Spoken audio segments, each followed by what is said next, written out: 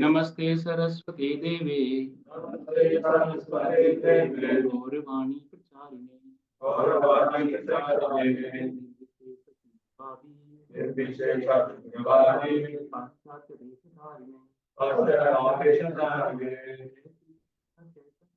जय Shri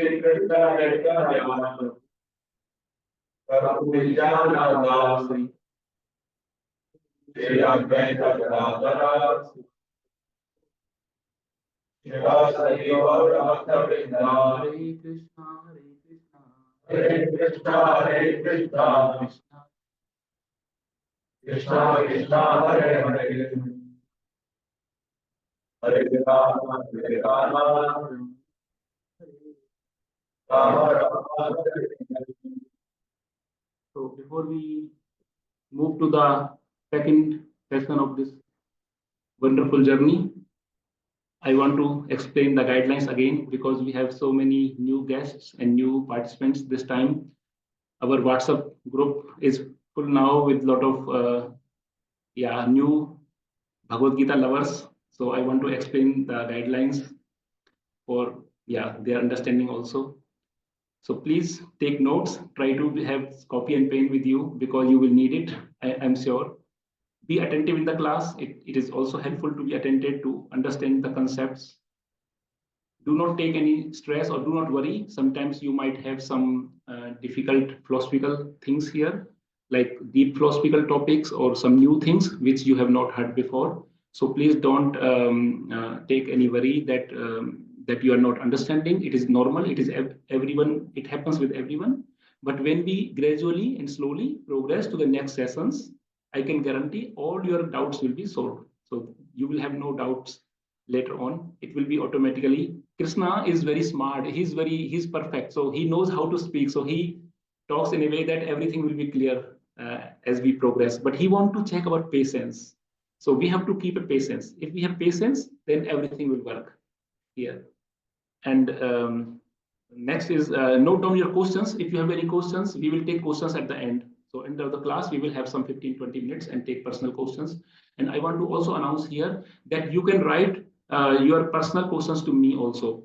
Right now, I have not made the group open to everyone because if we make open to everyone, because then everybody will flood the messages. Somebody giving some different, post or something, then other people will get irritated. So we don't want to irritate the group members by flooding a lot of posts in the group. So only admins can write the message in the group. But you have the possibility that you can send your questions to me personally, and I will make sure maybe not the same day, but within some days I will answer your questions definitely. And I will really love to receive your questions. So please note down your questions, and you can ask at the end of the class, and you can ask me personally by WhatsApp. And interaction is very important for this course because it is not a monologue. It is not that I'm going to give some lecture and you have to listen. It should be interactive. So I will try to make it more interactive and also a discussion session. And actually during the course, I have received some of the queries. And in fact, in the beginning, we were also thinking about it. If there should be a certificate of participation because you are doing so much hard work. You are here on the Saturday evening, collecting all of you on site in the Goddess temple, traveling through long distances, and also at your home, you are giving your precious time. So some of you ask if there is a certificate or a participation certificate. Yes, I discussed with our management. Our president is also here in the room. His Grace Nilmada Prabhu. He is the inspiration behind this course to motivate me to do this course. I'm very thankful to him, and he has also given his permission that we can give a certificate from the temple management side. And we can offer the certificate of Gita diploma certificate or similar certificate to you. But we want to keep some conditions actually, because certificate should have a value, and it has a value when it is earned. It is not that everybody just get a certificate like distribution. So it should be earned by the qualification of and by seriousness, by patience and sincerity. So we have two conditions. I will just. So two requirements. And one of the requirement is that you should attend. Actually, we will have around 19 sessions, including introduction, 18 chapters, 18 sessions, and then we have one more session where we will, these introduction session we have. So I'm just adjusting my screen here. Yes. So we want to give you certificates if you attend minimum at least 14 classes. If you are not able to attend by live due to some other difficulty, due to your urgency, then we are also organizing the recordings of the sessions. So you can attend the recordings. Actually, you can listen the recordings. You can send the questions to me. And then we are doing a wonderful job here. Our team is very hardworking, and we have some nice devotees who are helping me to make the quizzes. So we are making the quizzes of each chapter. We have already made the quiz of introduction session of the last session, and we have shared in the group. And very nice questions if you can attend the quizzes. So there are two requirements. You have to attend the quizzes and give the answer. We will receive your answers of the quizzes, and you have to attend some minimum sessions, for example, 14 sessions. Then if you fulfill these two requirements, you will get a wonderful certificate of participation, and it can be called also Gita Diploma Certificate. Then, so there are actually, I was thinking, some people have some questions always, some new people about their life, about who they are. Because there are different kind of questions, and many of you might be also having the similar questions. So I have listed some of the questions here. What is the purpose of the existence? Why I'm here? Why is this nature? Why this world? What we are doing here? Then why do I suffer from disease, old age, problems, and miseries in life, even though I don't want them? Nobody wants these things, but still we are suffering, even if we don't want. Why it is coming to us? Then we have also like, how can I live, always be stress free? Everybody want to be happy. Everybody want to be joyful. That I should be happy. I should be in bliss. I should enjoy stress free, peaceful, regardless of all the external situations. So, but this is not happening. Do we always happy? No, there is always miseries in between. And some great personality says, we say, "Na, we are happy, we are happy." The great personality says that the happiness in this material world is like gap between two miseries. We have miseries, and but we have gap between the miseries, and we say, "Oh, we are happy," but we don't know the real happiness. We don't know the eternal happiness, the real bliss. That's why we say whatever we little bit get by our senses here, we see, oh, it's very, very good. So, but we are always having these stressful situations and some unpleasant situations. And then one of the questions comes always to many participants: does God exist? We have never seen God with our eyes. So we have always this doubt in the feelings. Even somebody who is on the path of spiritual education, they also have this doubt. Everybody had this doubt. We have not seen him personally, the God. Is it really exist? What if he don't exist? And then we also have, if the God exists, then why good people get bad things in the life? Is God so cruel that he is giving bad things in the life of the good people? This question comes in everybody's mind. Why bad things are happening with me?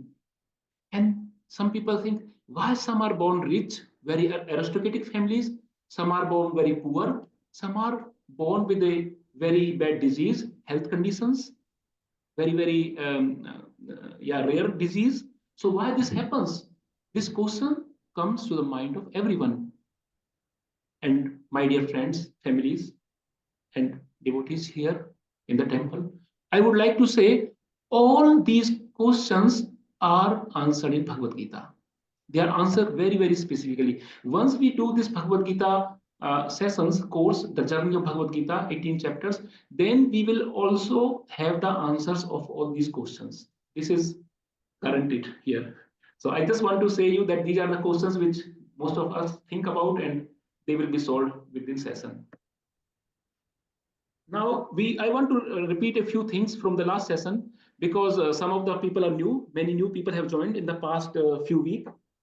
And yeah, I discussed in the last session that we saw which are the personalities who read Bhagavad Gita, and we also discussed what is the meaning of Bhagavad Gita. What is Bhagavad Gita actually? So Bhagavad means, what is Bhagavad? Bhagavad means God, God, Lord, and God. God is Bhagavad in Sanskrit. And Gita, Giyate iti Gita.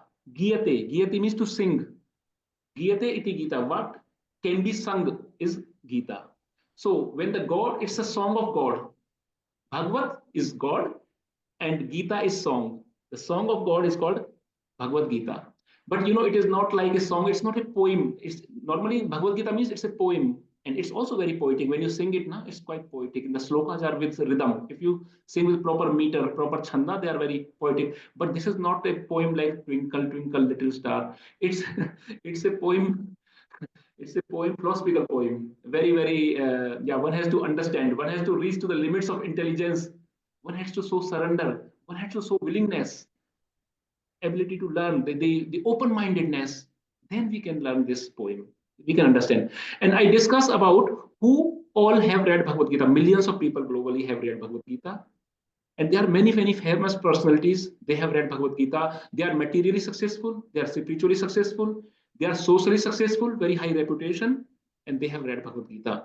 These are some of the personalities here who are, I will say, yeah, current generation, our generation of the people, concurrent, contemporary people. Then we have the people with 100, 200 years before, with the great personalities, scientists, philosophers, social activists, women activists, musicians. They have also taken shelter of Bhagavad Gita in their lives.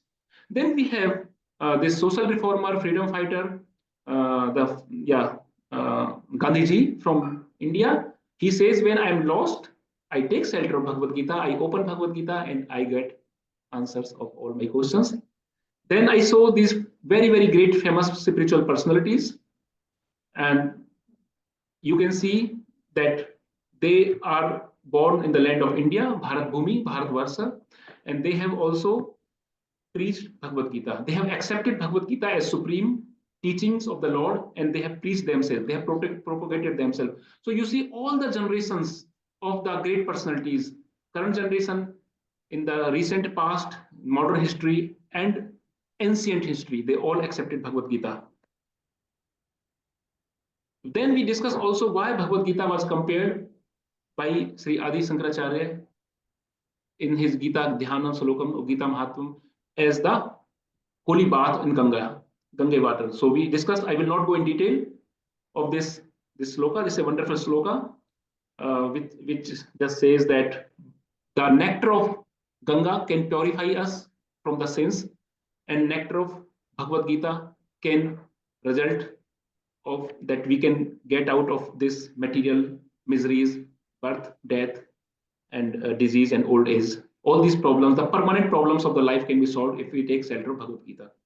And then Mother Parvati, the wife of Lord Shiva, is asking Lord Shiva, oh my dear husband, please tell me the glorification of Bhagavad Gita. And this was in the Padam Purana.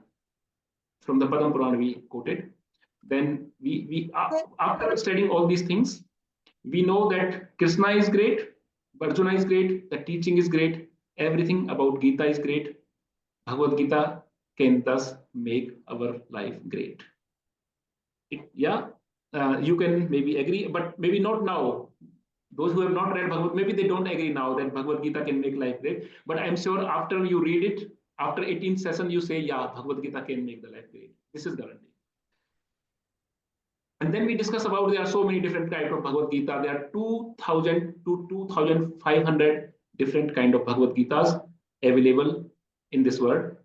Many great scholars, philosophers, scientists, they have commented on Bhagavad Gita from their own perspective, their own interpretation, what they think about Bhagavad Gita. They have some problems, they have some objectives in their life, and they want to solve their objective through Bhagavad Gita, and then they interpreted Bhagavad Gita according to that objective, according to that solution they got, like to solve the relationship problems, psychological problems, Ayurvedic lifestyle, stress management, leadership skills, business yoga. Some people say from Bhagavad Gita we can do business yoga. So all these things are possible with Bhagavad Gita. But even if there are so many additions, one of the great scholar who is the independent person, who is the independent Gita expert. He has studied all different kind of Bhagavad Gita, the various kind of Bhagavad Gita, and he has made a comparative study, and he has made the conclusion that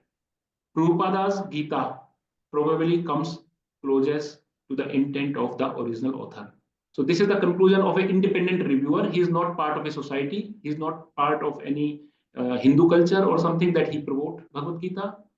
And still he says this Bhagavad Gita comes the closest to the intended purpose of the Bhagavad Gita, what speaker was thinking about. And then we also talk, the real purpose of Bhagavad Gita and why is this book important for me. What is the real purpose? The real purpose, for example, we were discussing the mobile phone, that what is the purpose of a mobile phone? There maybe 10 or 100 different purpose of mobile phone, but who knows the real purpose of mobile phone? Who designed the mobile phone? Who made it? Who produced it? He knows for what purpose he designed. What are the features inside? Similarly, if we want to know Bhagavad Gita, then we have to understand the mind of the speaker. We have to understand the bhava, the mood of the speaker who is speaking. That for what purpose he made this Bhagavad Gita, and then Krishna is the speaker. So for what purpose Krishna made Bhagavad Gita? Yeah, you're right. You're right. So what is the purpose of Bhagavad Gita? This is already given in Bhagavad Gita. So we have to understand, and we should not make our mental concoction, our own speculation that we solve our daily life problems with Bhagavad Gita. Of course, it can solve a lot of problems, but has a higher purpose. And then we have to see what is the higher purpose. And why is this book important for me? As we discussed that there is a inner battle. Yeah, we also discuss about this lesson actually. When we know the manual of a product, we use it better. When we know Gita, the manual of life, we live better. So as we mentioned, like the manufacturer of the product knows a user manual. He make a user manual and he give the user manual with the product. And then if we use the product as per the user manual, then we can avoid the chance of misuse. We can avoid the chance of overuse. We can avoid the chance of underuse. And we can avoid the chance of its spoiling or destroy. We have to use the user manual for using a product, a refrigerator or telephone or anything, so that we use it properly. Similarly, this human form of life is given to us by God, and God has also created a user manual, and we have to use the user manual to lead this life to its success, to its perfection. What is the purpose of this human life? Then we also discuss about the characteristics of the Arjuna. Who is Arjuna? Now he is great. He is great. Yeah, maybe someone has. We have to switch off the micro. We have to mute the micro. So about the characteristics of the Arjuna was such a great personality, and this we discussed yesterday. I will not repeat all the qualities. But Arjuna was in an inner battle. Arjuna was in a battle of dharma. He has two dharma. One dharma was he was in the middle of a battlefield, and other side was his relatives, his friends, his cousins, his grandfather, his guru, his family members. On the other side was dharma, righteousness, truth.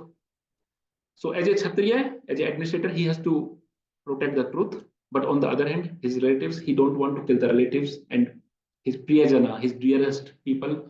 And if he kill them, the wives, the woman will become widow, and society will be corrupted, and lot of sufferings, miseries.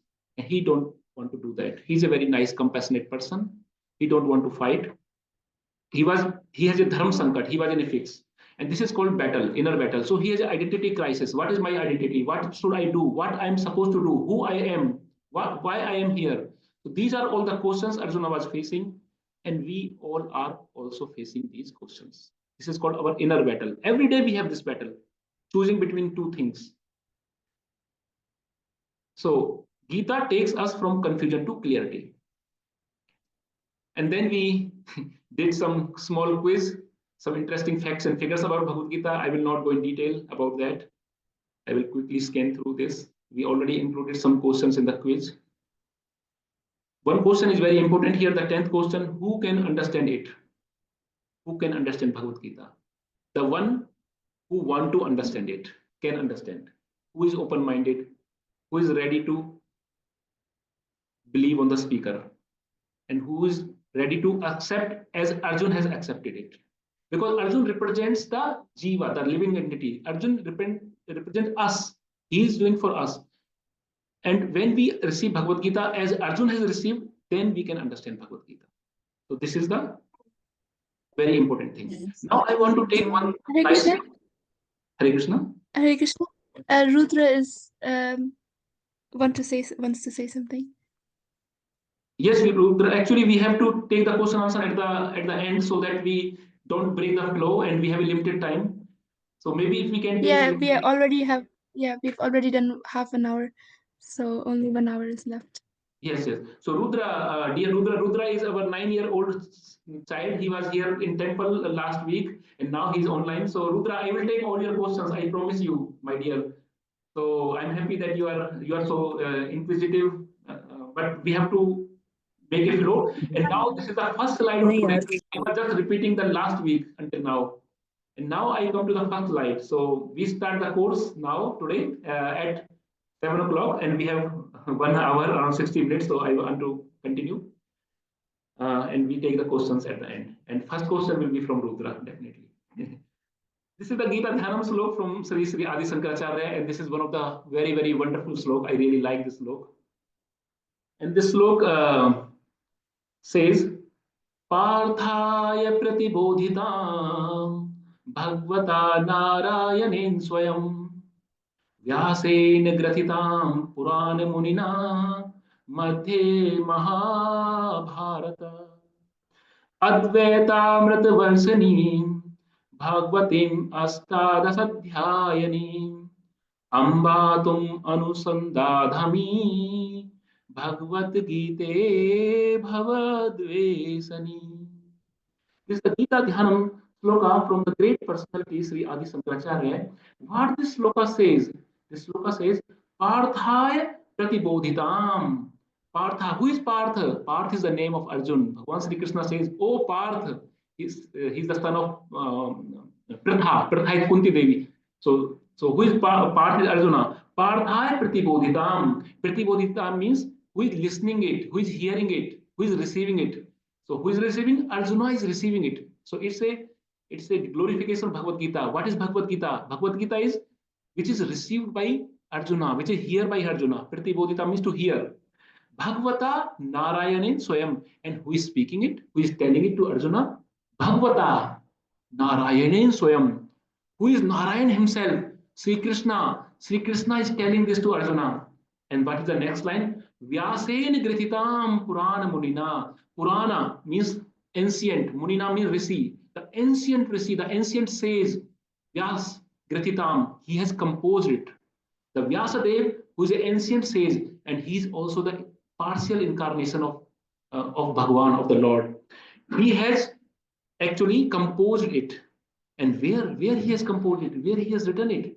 Madhye Mahabharate. He has composed it inside the Mahabharata, in the Bhisma Parva. In Mahabharata has 18 parvas, 18 kanda, 18 cantos. And in Bhisma canto is the Bhagavad Gita included. Madhye Mahabharate. Advaitamrit Varsanim Bhagavatim. Advaitamrit Varsanim. Advaitamrit means that Amrita. Amrita is nectar. So it's a nectar of immortality. Nectar of immortality, which can give immortality. Bhagavatim, this Bhagavad Gita is the Advaitamrit Varsanim. Varsanim is to rain of nectar of mortality. Ashtadas Adhyayanin. Ashtadas Adhyay means it has 18 chapters. Ashtadas means 18. Adhyay means chapters. It has 18 chapters. So, and then last line is very important. It says, Amba Tvam Anusandhami Bhagavad Gita Bhavadesani. Amba Tvam Anusandhami. Bhagavad Gita Bhavadesani. Bhavadesani means Bhava. Bhava means material existence. Birth, death, disease, old age, miseries, sufferings. this Adi Daivik suffering, Adi Bhautik suffering, Adi Atmic suffering, so many different kind of sufferings we have. This is called Dvesa, Bhavadvesa. And this Bhagavad Gita is taking us away from these Bhavadvesa, protecting us. And then next line say, Amba Tvam Anusandhani. I pray to it, I pay my humble obeisances to this Bhagavad Gita. And who is this Bhagavad Gita? There is a word called Amba. This is a wonderful word. This is a very good word. And now I have one question, dear friends. My question is, what does Amba means? This is the vernacular language now from India. This vernacular Sanskrit family of languages, like we have Devanagari script, and in Devanagari script, in vernacular language, you heard this word Amba. Now I want to ask each and everyone in the online Zoom session, please write in your chat what is the meaning of Amba. You have heard this word Amba, and on site also in the temple devotees, I want to ask, what is Amba? Can you tell me? Okay, anything? Huh? Okay. Okay. I. Marathi is I, na? No, Marathi Amba means No, Sanskritam and Devanagari. So, Srishti, are there some answers? Can you speak of the answers? I think there are some chat. Yes. Yes. Everyone is saying mother. Oh, wonderful. And here also in the temple, the people are saying mother. Yes, Amba is mother. Actually, there is another meaning of Amba is also water, but this is not the meaning here. Some other places. Someone is also saying Maya Devi. What? Someone is also saying Maya Devi. Maya Devi, yes, she's also mother. Na? She is Jagat Janni of this material world, so she's also mother. So Amba means mother. Yeah. So Sri Adi Shankaracharya is saying Bhagavad Gita is mother. Bhagavad Gita is mother. Bhagavad Gita is a book. It has some paper. It has some ink, paper, printing machine, some cover. It's a dead material. Can we say a dead material mother? Mother is a living being. But why Sri Adi Shankaracharya, the great personality, he is saying that a book is a mother? It's a very deep thing. We have to understand it. Why a book? Mother is so wonderful. Mother is great. Mother is so respectful. We all have mothers in our lives. All of us who are listening this class, who are part of this class, all have mother. And many of you are also yourself mothers. You are yourself mothers. Many of Matajis here, women here are mothers. And we know the value of the mother. Our Sastras describe mother, our Acharyas, they say, in this material world, mother has the position as a representative of the God. For the child, she is the representative of the God.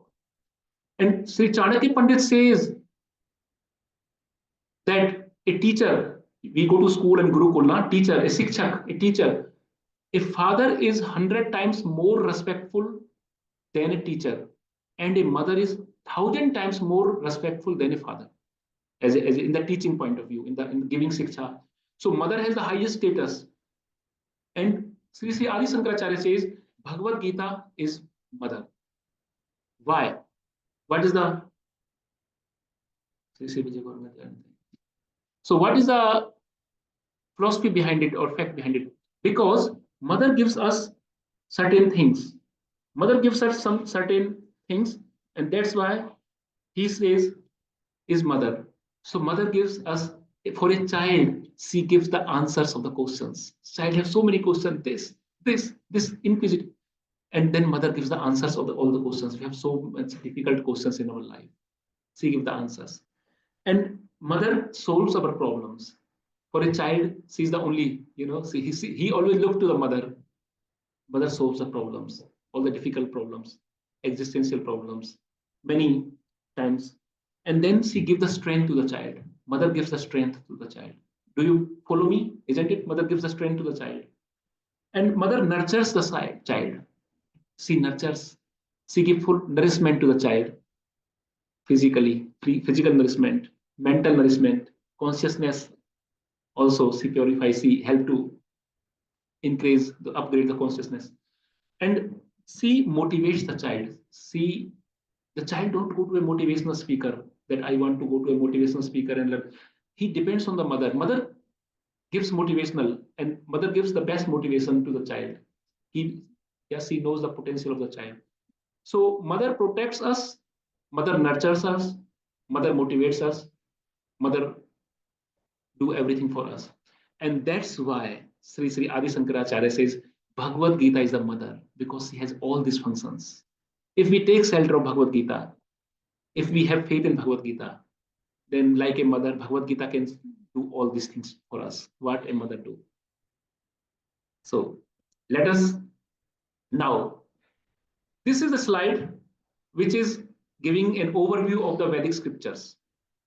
So there are so many Vedic scriptures, and I want to give this overview because you will know where from Bhagavad Gita comes, how it comes, what is this origin, why there are so many other scriptures, why we read Bhagavad Gita, why only Bhagavad Gita.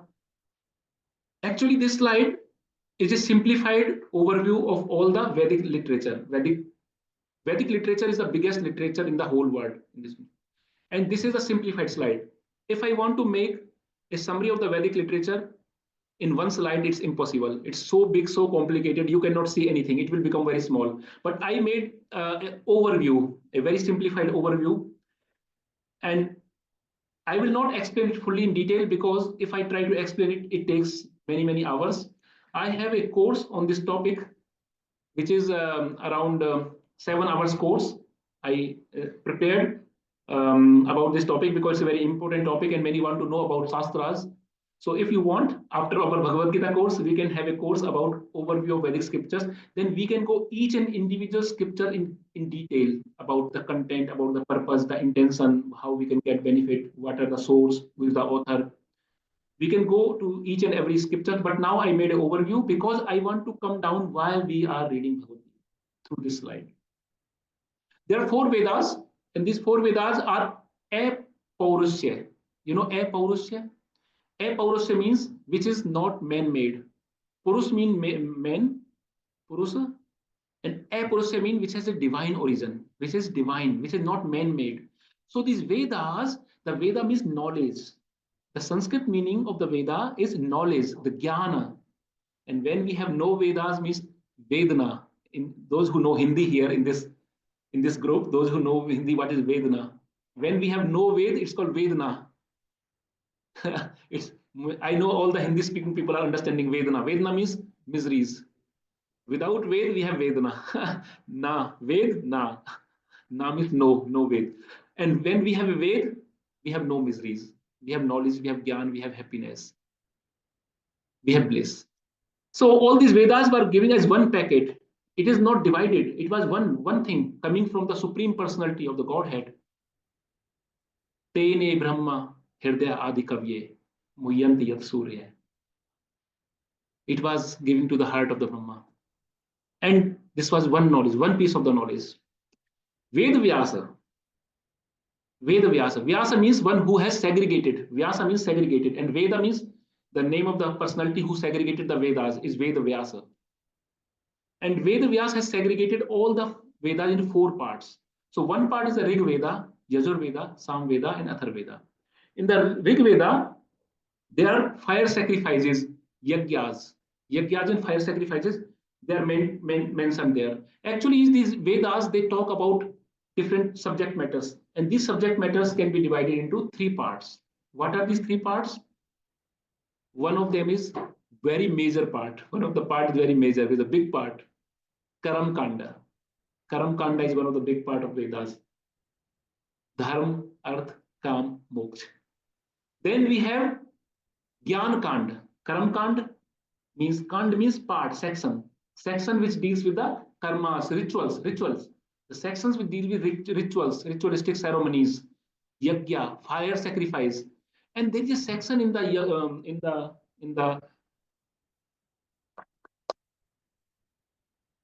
there is a section in the Vedas which says Jnana Kand, knowledge, Jnana, which is knowledge, full of knowledge. That people, they are Jnanis, they are reading.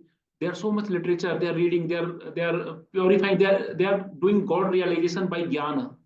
So there is a Karam Kand, like ritual part. This is called Karam Kand part. then there is a Gyan Kand, and then there is a Upasana Kand. Karam Kand, Gyan Kand, Upasana Kand. Upasana Kand is dealing with subject matters of devotion, bhakti, devotional service. This is called Upasana Kand. So there are 3 parts in the Vedas. And Vedas has also sub-Vedas, Up-Vedas. And the Up-Vedas are like Dhanur Veda, Arth Veda, like dealing with the financial accounting, society, dealings, all this.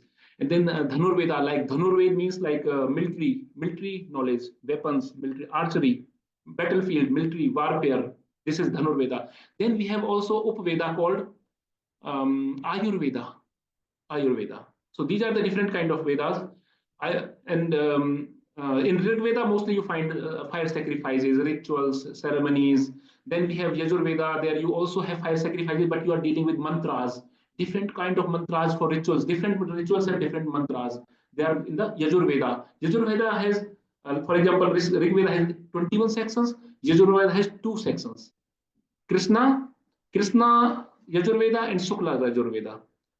And then we have Samaveda. Samaveda deals with prayers, with slokas, with kind of prarthanas, prayers mainly, and music. It also deals with music.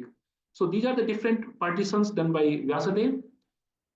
And when he did all the part, he created only 3 Vedas. He did not create 4 Vedas. He just segregated 3 parts, and then whatever was left, miscellaneous, allgemein. In German, we say allgemein, miscellaneous.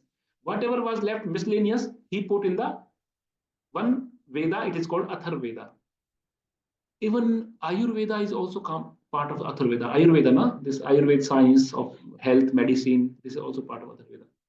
And then we go next, we have Vedangas, limbs of Vedas, like Siksha, Vyakaran, Nirukta, Chandas, Jyotish, Kalpa. Siksha is like teachings, education. Then Vyakarana, grammar. Nirukta is epistemology. Chandas is meters, how to chant a verse, a sloka, how to melodies of chanting. Jyotish everybody knows. Jyotish is a very big term.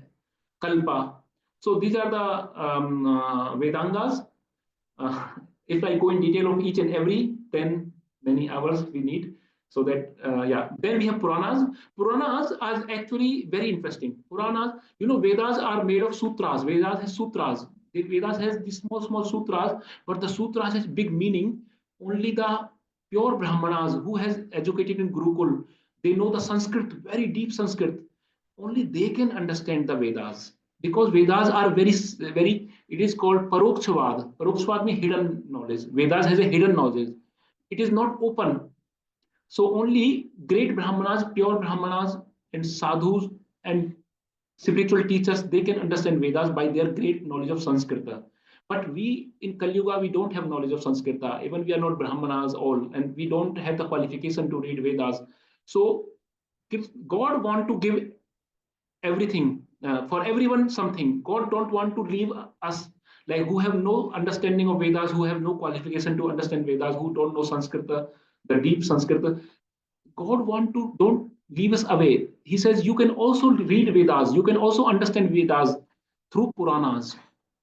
All the message of Vedas, all the teachings of Vedas, all the knowledge of Vedas is given in Puranas by applications, by examples, by stories of the kings, stories of creation, genealogy, Sarga, Visarga. There are so many like story. If you want to learn about determination, Vedas say we should be determined. Then there is a story of Dhruv Maharaj in the Srimad Bhagavatam. And by his case study, we can understand what is determination. So these are the case studies about different kings, different people. And this is called Puranas. Like when we decode the Vedas, they become, and it becomes in the application, and that everybody can read without any qualification. Then it's Purana. There are 18 Puranas and 18 Up Puranas. And then about 18 Puranas also we can speak long. Like they are divided in three and three parts. The Puranas in mode of ignorance, Puranas in mode of goodness, Puranas in mode of passion. So there are 3 different kind of Puranas. And then Itihasa. Itihasa is called Itihasa. It's a Sanskrit. Itihasa means, Iti means It has Hasa means happened. It has happened. When something is already happened, it's called itihasa, means history. Itihasa means history. History means it has already taken place. This is means itihasa. And we have two major itihasas, Mahabharata and Ramayana. Two major itihasas. Ramayana is the story of the life of Lord Sri Ram, and Mahabharata is actually like story of Pandavas and Kauravas. We will maybe get some slides at the end about Mahabharata today. And Mahabharata is the greatest epic. So these are the Itihasa. And then we have Dharma Sastras. Dharma Sastras, all the Sastras like Manu Smriti, Parasar Smriti, Garga Smriti, Samhitas, these are Dharma Sastras. Dharma Sastras, they give us about the law code of the law. Because we have taken birth, we are human society, we need law, rules, regulations, do's, don't do's, yama, niyama. We need to maintain the discipline. We have to do some sanskaras like sanskar, birth sanskar, namkaran sanskar. Then we have annaprasan sanskar.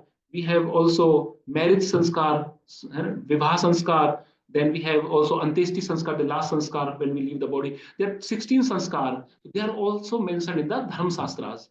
And somebody make a crime. What is the law code, like civil code and criminal code? What dand should be given? A king was giving the punishment by reading the Sastras. The king were very, very learned people at that time. In today's governments, they are not so much learned. They are not reading the scriptures and law books and code. They are doing something by mental concoction, and that's why the society has so many problems. But in the earlier times, the kings themselves were reading these Sastras, the scriptures, and they were following as per the scriptures. And then brahmanas were helping the kings. They were the advisors. But today there is no brahmanas to advise the king. So everything is, how it is deteriorating. Then we have smriti. Smriti is actually a combined. We have two types of. I will come to smriti in the next slide, to the smriti. And then we have the 6 limbs of philosophy on the right side of the slide: Nyaya, Visesika, Yoga, Samkhya, Purva Mimamsa, Uttara Mimamsa. This is also a great topic. This is a topic of, that Nyaya is logic, science of logic. How we know that something is validated, something is correct or not correct by way of logical understanding. Then Visesika is um, like science of atomic science. Like we have, we have atomic science, electron, neutron, proton. They are all given in our Sastras. This is in Vaisesika Sastra, the science of atoms and molecules, and and the things. Then we have yoga. Everybody knows Patanjali Yoga Sutra. Yoga Sutra, every yoga. Then Samkhya. Samkhya is analytical understanding of the universe, of the world. Analytical by Samkhya means by numbers. By numbers we can know that we can divide the things in different parts, different classifications, different categories, and this is analytical understanding. This is called Samkhya Yoga. And then we have Purva Mimamsa, like Purva Mimamsa teach us how to interpret the text. Vedas has multiple meaning. Each word of the Vedas, Sanskrit, has multiple meanings. Like we see now, in case of Amba, Amba is mother and Amba is water also. So how to say that in this verse the meaning was mother? So this study of this science is called Purva Mimamsa. How to understand the Vedas, how to interpret, how to get the right meaning. And this is Purva. And then Uttara Mimamsa is Vedanta Sutra. Sri Vyasadeva has written this Vedanta Sutra or Brahma Sutra.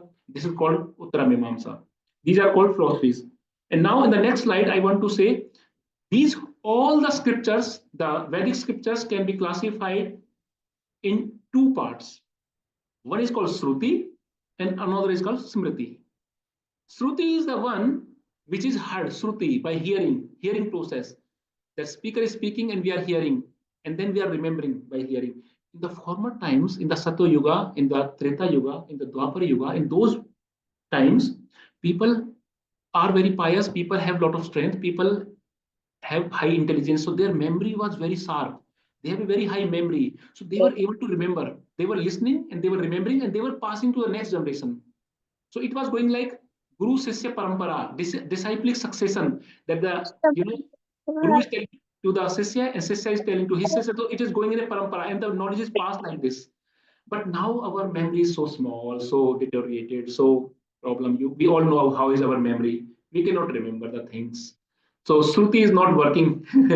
So Then we come to Smriti. Smriti means we heard from someone, but we remember by mind. So in the Shruti, the ears are working, but in the Smriti, the mind is working. The remembrance, that keeping the things in the mind and then noting down, the writing down.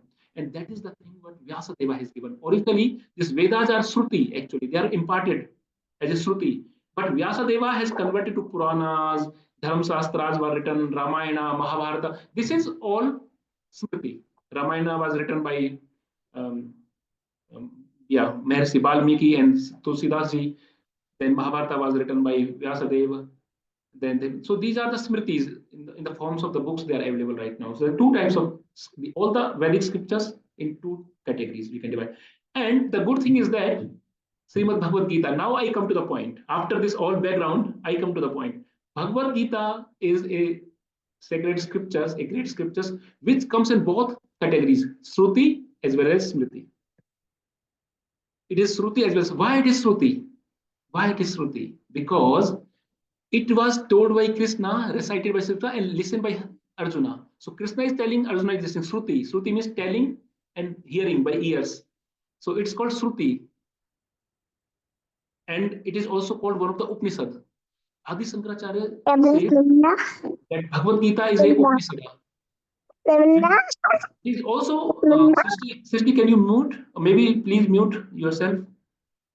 Then why Bhagavad Gita is a Smriti? It is Shruti because Krishna is telling this and Arjuna is hearing it by hearing process, Shruti. And Smriti because it is Smriti because it is part of Mahabharata. Madhye Mahabharate. And Mahabharata is a Smriti. Mahabharata is Smriti. Since it is part of Mahabharata, it is a Smriti. Now you got a good overview of Bhagavad Gita, although it took some time, but it's good to get a overview before we start. And why? One more very important thing. All the great acharyas, all the great teachers, spiritual teachers, I told about spiritual teachers like Adi Shankaracharya, like Madhvacharya, Ramanujacharya, Nimbarkaracharya, Vallabhacharya, Sri Chaitanya Mahaprabhu. All they have accepted Bhagavad Gita teachings as the supreme teachings of the Lord, and they have said that Bhagavad Gita is the conclusion of all these Vedic Sastras. Bhagavad Gita is the essence. If all the Vedic Sastras are considered, are compared to an ocean of milk, Shir Sagar, ocean of a milk. And when this milk is coming to yogurt and yogurt becomes makhan, butter.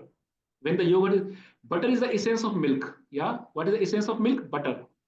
So when we compare this, all the scriptures, Vedic scriptures as an ocean of knowledge, Bhagavad Gita is the butter. Bhagavad Gita is the essence of these scriptures. Is the summary. That is the reason we should understand and read Bhagavad Gita together in the association of like-minded people. This is very important. Now I want to discuss 5 main subjects of Bhagavad Gita. This is very, very important topic. 5 main subjects of Bhagavad Gita. What are the 5 main subjects? Because you know, there are 700 slokas in Bhagavad Gita, 18 chapters, 700 slokas. But if we break down all these 700 slokas, there are only 5 things in this, all the 700 slokas. What are these 5 things? Let us discuss together now. The first is Iswaraha. Iswaraha. Iswar means God. God is one of the main subject matter of Bhagavad Gita. God is actually the creator of the universe, the maintainer of the universe, and inhalator of the universe. He is the creator, maintainer, and inhalator, destructor. And he's Sarva Karana Karanam. He's the cause of all causes. When we say somebody as a God, there is no cause for the God, but God is cause for everything. Some people say, who created God? Who has created the God? If somebody has created the God, then he's not God. Then he will become the God who has created the God. then he will become the God. So God is the one whom nobody created. He is the self and he's the cause of all causes. Sarva Karana Karanam. Sarva Karana. Karana means cause. And Sarva means all. Cause of all causes is God. And this is discussed in Bhagavad Gita. Who is God? Then the second subject matter of Bhagavad Gita is Jiva, living entity. We are jivas. We are jivas, living entity, soul, atma. This is the second subject matter of the Bhagavad Gita. What are the characteristics of the jiva? What are qualities of the jiva? Who is jiva? These things are discussed in Bhagavad Gita in great detail, in great detail. Then Prakriti. The third subject matter of Bhagavad Gita is Prakriti. Prakriti is material creation or matter. So there are two types of things in this material world. One is Jad and other is Chetana. Jad and Chetan. Jad means non-living, which has no life, which has no consciousness. And Chetana means which has consciousness, which has life. So the Jiva has a life, has a consciousness, but the Prakriti is matter, is a Jad. So this is a difference. And Prakriti is made of, in the Bhagavad Gita, I think in the 8th chapter, Krishna says, this Prakriti, this matter, this material creation, what we see around, this is made up of 8 material elements. And they are my separated energy. They are my external energy. Krishna says they are my external energy. 8 material energy. Who are these 8 material elements by which the Prakriti is made? 5 elements are called Panchamahabhut. 5 men and Panchamahabhut. Earth, water, fire, air, ether. Prithvi, Jal, Agni, Vayu, Akas in Sanskrit. And what are the 5? These are the 5 gross matter by which the whole material creation is made, and our body is also made by this. And then there are 3 subtle matters. One is 5 gross matter and 3 subtle matter. What are the subtle matter? Mind, intelligence, and false ego. These are 3 subtle matters. This is also material level, all this. So our Prakriti is made up of 8 elements. And Jiva want to do something. Jiva has some desire. Jiva has, we all have desires. We want to do something. We want to create something. We have a creating potency. And the Lord, the God, do this fulfill the desire of the Jiva by Prakriti, by creating this Prakriti through facilitate. The Prakriti facilitates us to do something. We use the facilities of this material world, of this material creation. The Jiva makes a desire, but Jiva fulfills the desire by taking help of the Prakriti. So this is Prakriti. And this Prakriti is also made up of 3 modes of material nature. Rajoguna, mode of passion. Tamoguna, mode of ignorance. And Satoguna, mode of goodness. Everything is made up of 3 things. In our nature, our nature is also made of 3 things. Then Kala. The 4th is Kala. So first was Iswara, second is Jiva, third is Prakriti or material creation, and 4th is Kala. Kala is Samay, is time. Kala Chakra. Everything in this world is happening by Kala. Creation, maintenance, destruction, everything is Kala. Krishna says in Bhagavad Gita, I am Kala. When he's showing the Viswarup to Arjuna, you can see the Viswarup in the center. In the Viswarup, when Arjuna is saying, oh, I am fearing, who are you? Please tell me. I cannot sustain it. It's so much terrible. I'm seeing everybody is going in your mouth. So everything is emanating from you, coming from you. Everything is going inside you. Who are you? And Krishna says, Kalos me. I am Kal. I am doing everything. I am moving everything. So this is Kalos me. And when a Jiva takes birth as a baby, then it becomes a teenager, a youth, an adult, an old person, and then is died. This is all Kala Chakra, by time. The time is doing this. And this is one of the subject matter of Bhagavad Gita, Kala. Then, what is the last subject matter of Bhagavad Gita is Karma, activities. When Jiva is in this material world, and he is under 3 modes of material nature, with the help of Prakriti, and with the influence of the Kala, he is doing activities. And these are called fruitive activities. When he do some good activity, he get a good result. When he do bad activities, he get a bad result. So karma is the activities and as well as result. Prarabdha, in Sanskrit is called prarabdha, karma. That we get the result. In English, there is a saying, it is called, as you sow, so shall you reap. जैसा बोओगे वैसा काटोगे, जैसा कर्म करोगे वैसा फल मिलेगा. The the activities you do, you will get the same according to your karma phala, and this is karma. And there are various kind of karmas are explained in Bhagavad Gita. Normally, the karmas, if we do good karma or bad karma, we have to come again, take birth again in this material world to suffer. If we do bad karma, then we have to suffer this karma. If we do good karma, we have to enjoy this karma. Yeah, and but we have to come here to enjoy it or to suffer it. But in Bhagavad Gita, it is told how to do karma that we don't get the reactions of the karma. This is the main subject matter in Bhagavad Gita. How to do karma? Everybody has to do karma. There is no one in this world, no one in the world who don't do karma. Krishna says in Bhagavad Gita that even if I come in this world, I have to do karma. I also do karma. But my karmas are divya. Janam karam che me divyam. My birth and karmas, my activities are divya, transcendental. But everybody has to do karma. But how to do karma skillfully? This is taught in the Bhagavad Gita, to do skillful karma so that we don't get the reactions. This is the 5. Now, my dear devotees, friends, I have one question here. And the question is, it is on your screen. Which out of these 5 truths is eternal and which is not eternal? Which are the permanent truth and which are the non-permanent truth out of this? So please give your answers. There are 2 types of truth here or facts here or subjects here. One is permanent or eternal, one is the non-permanent.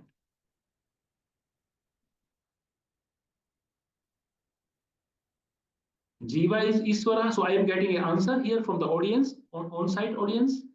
Jiva is permanent, is eternal. Then Kala is eternal, yes, is the energy of the Lord. Kala is energy of the Lord. And then Ishvara, yeah, he's a Bhagwan. Ishvara is permanent, eternal. Some more answers? Yes. Yes. They're all Krishna's energies, but there are one is here non-permanent also, non-eternal also.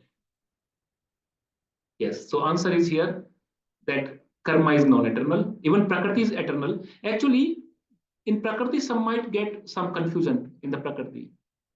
Because somebody can say, oh, there is a distraction. There is a distraction, inhalation, then Prakriti goes. It's not permanent. It's not eternal.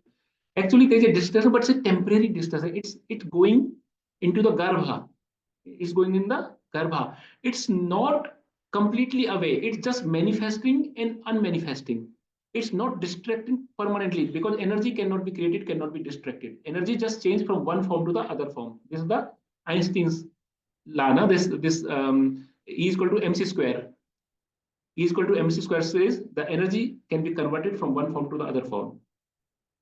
So the Prakriti in material creation is also eternal, but it manifests and unmanifests. And then karma we can, as I mentioned, now if we do karma skillfully as per Bhagavad Gita, we can make karma 0. We can also reduce the karma. We can finish the karmas. So karma is non-eternal actually. It's the temporary things. Now, very wonderful thing here. Now we come to the chapters.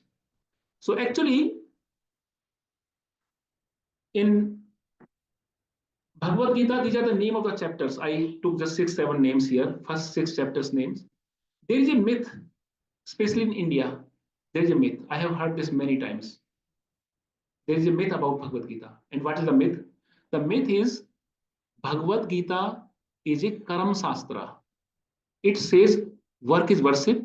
That if we do Karam, then everything is okay. We should do Karam. It's a Karam Sastra. This is a myth. But if you see in the 6 names, these names, who has given these names? These names were given by Adi Shankaracharya. He's a great personality. He's an authority. Sri Adi Shankaracharya. He has given the names of the chapters of Bhagavad Gita. Sri Vyasadeva has created the chapters in Mahabharata, but Sri Adi Shankaracharya has given the names to these chapters. And if you see, there is one word which is common in each chapter. What is that word? Yoga. The word yoga is common in all chapters. And my dear friends, this word yoga is repeating 100 55 times, 155 times. In each chapter, you can see maybe 1 or 2 chapters are there, maybe you don't find the word, but in almost each chapters, you have the word yoga in Bhagavad Gita. So if there is so much of times yoga is mentioned and Adi Shankaracharya is writing each chapter as a yoga, do you think it's a Sastra about karma? Do you think it's a Sastra about jnana? Do you think it's a Sastra about dhyana? Do you think it's a Sastra about Ayurveda or something? No, it's a yoga. It's about yoga. But what is yoga? We have a misconception about yoga. We think that this physical exercise, alom vilom, and and doing alom vilom and kapal bhanti and mandukasana, this asana, that asana, this is yoga. We think like this. This is not the real yoga. This is just asana. This is asana. Then we have asana, pranayama. But this is not yoga. But in the modern world, we are confusing. We say everything what we do with physical exercise is a yoga. And people are earning so much money in the name of yoga. This is not the real meaning of the yoga. Now we will discuss about the meaning of yoga. But first, before I discuss the meaning of yoga, I want to ask all of you, please write in your chat box what is the meaning of yoga you understand. What is your meaning of yoga?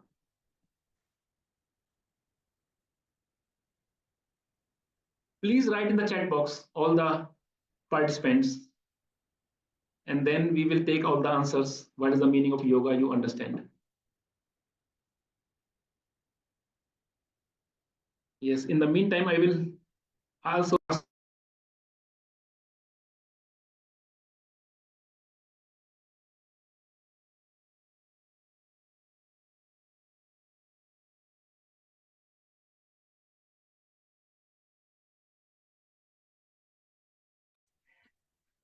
There are multiple answers in the chat.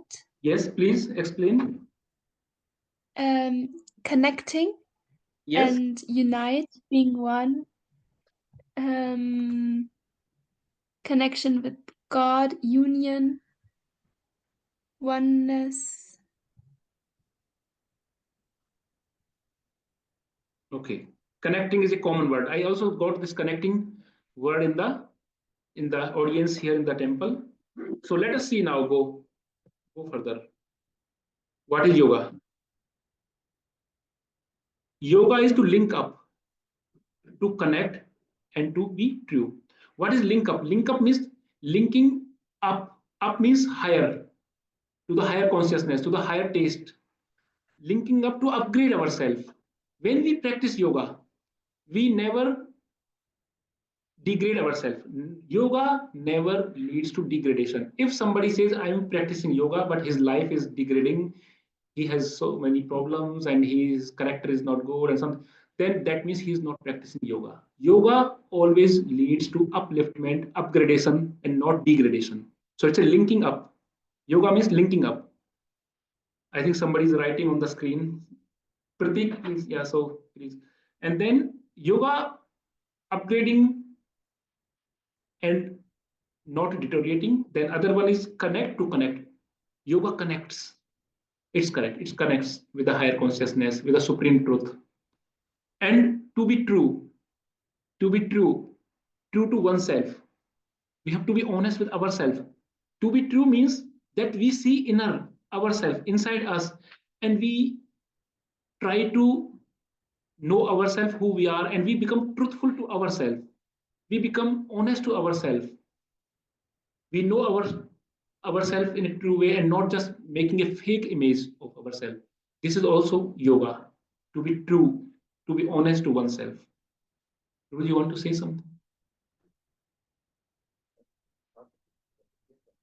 What? It's one of the anga. It's one of the limbs. Yeah, limbs. Yes, so we can discuss. Yes, and then now we understand what is yoga, the real yoga. This yoga in the yoga studio, we do some exercise. If not the yoga, this is just a hatha yoga. This is called hatha yoga. This is just one asana. Yeah, and even pranayama is also not yoga. This is yam, niyam, asana, pranayam, dhyan, dharana, sadhana. So this is all different limbs of yoga. But the main Yoga is when we connect with the Supreme Truth. Now we want to discuss the different chapters of Bhagavad Gita. Now slowly, we are entering into the Bhagavad Gita. We are taking a pravesh. We are getting an entry into Bhagavad Gita. And I want to now discuss about what are the different parts of Bhagavad Gita. We discussed 5 subject matters of Bhagavad Gita. What are the 5 truths in Bhagavad Gita? And now how we can divide Bhagavad Gita. So Bhagavad Gita can be divided in 3 parts. First 6 chapters, middle 6 chapters, and last 6 chapters. Because 18 chapters, 6, 6, and 6. And the first 6 chapters are telling about you, about me, about self. They are about individual. These chapters are about individual, about this living entity, about you and me, and how they are connected. The first chapter, I gave the name Lamentation. Lamentation. Why? Lamentation means, let somebody is in Hindi, it's called Visada. It's somebody in suffering, in misery. Somebody is lost the identity. Somebody don't know what to do, what not to do.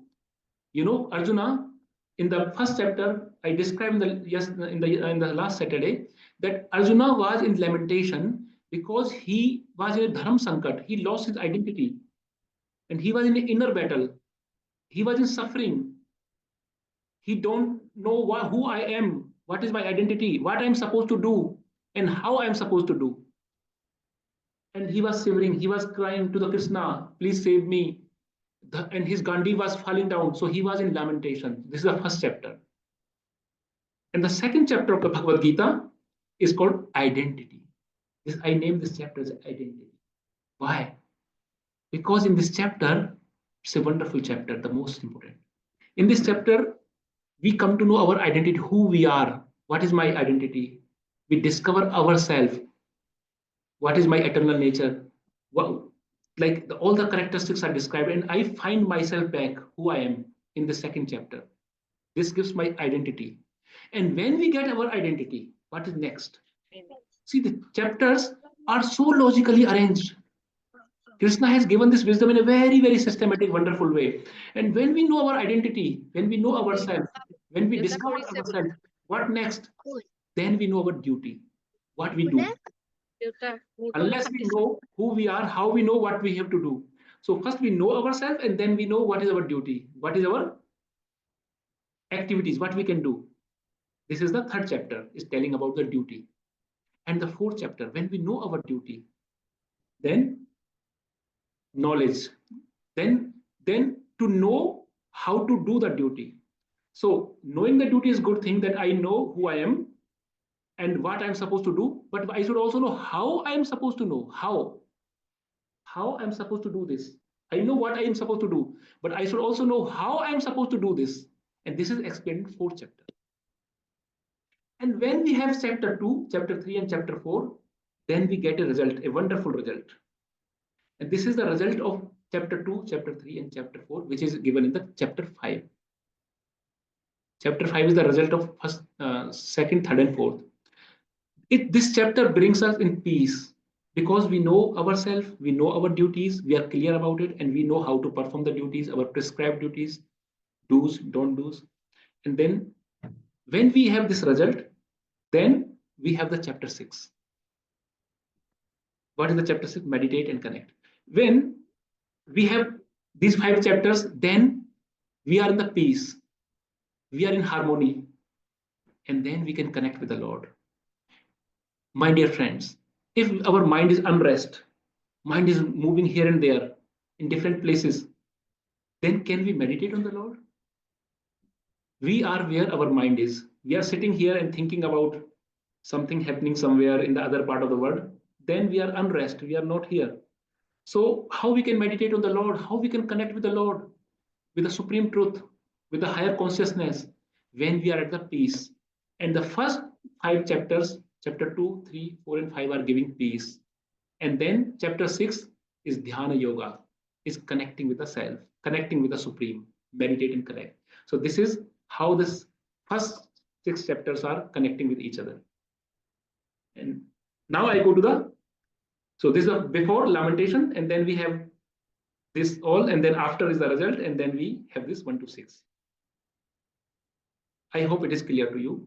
We can also discuss in question answer later. But now I want to go to second section of the 6 chapters, chapter number 7 to chapter number 12.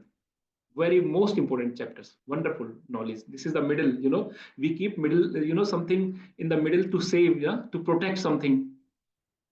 That the most important, the treasure we keep always in the middle. We don't want to keep outside and we don't want to keep inside. The treasure is the middle, and this is the treasure of Bhagavad Gita. And what is the treasure? The chapter number 7. Chapter number 7 describes who is Krishna and what are his energies, the different energies of the Krishna. If we know Krishna, if we know Lord, if we know God, then we can make a sambandha, we can make a relationship with him. If we don't know how we make a sambandha. So this can also help us to make a sambandha, a relationship with him. So Krishna and his energies are all described wonderfully in chapter 7. Then when we know Krishna and when we know his energies, then we can try to know how to reach him, how to approach him, how to gain him, how to attain him. This is in the chapter 8. My dear friends, chapter number 9 is saying, once we know Krishna, his energies, and we know the process, how to attain it, then how to do this devotional service, bhakti. This is the Sambandh Abhide Priyojana. Priyojana is loving devotional service. This is the Priyojana. This is the goal. And this is bhakti. This is the chapter number 9. This is a very important chapter. Now, in the chapter 10, we are in so many difficult situations. We are in challenging boundary conditions, circumstances. How to remember God? How to remember Lord in the challenging conditions, in the very, very difficult boundary conditions. So Krishna tells to Arjuna in chapter number 10 how to remember God, how to remember Krishna, how I can be remembered. Krishna is giving so many meditations, so many examples in this chapter, how you can remember me through everything, whatever activity we do in this world, our activities of our Dehic activities, our social activities, our family activities, whatever activities we do, in each and every activity, we can remember Krishna. And Krishna is telling in the 10th chapter how we can do this. This is a wonderful chapter. For example, he says, when we drink water, that I am the taste of the water. So you can think or meditate on me. Oh, this taste of the water is Krishna, is God, is God. We can remember God by this. And there are so many examples Krishna has given. How to remember me, even other wonderful examples. Now, in the 11 chapters, Krishna told 3 kind of forms. He showed the Viswarupa, his universal form.